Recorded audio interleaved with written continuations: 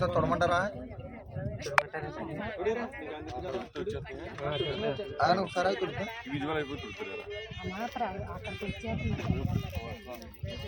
తుడిచా ఇంకా first photo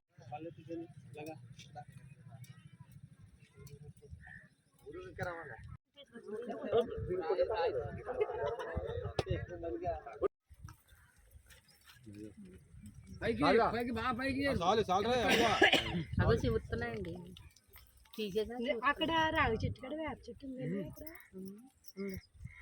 విగ్రహాలు కూడా తీగ ఉన్నాయండి. వేప చెట్టు చచ్చిపోయింది అనుకుంటా.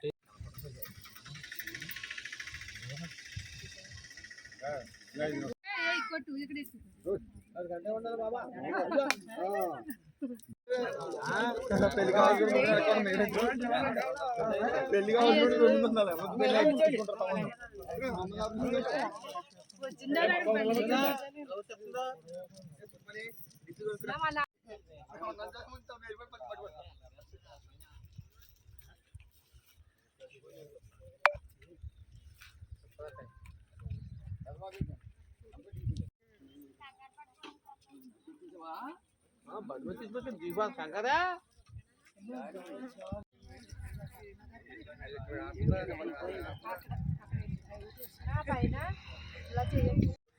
నా పేరు ఎర్ర తాతారావు, మాది కంసాలపాలెం గ్రామం. ఈరోజు మా గ్రామంలో ఒక వింత అయితే జరిగింది.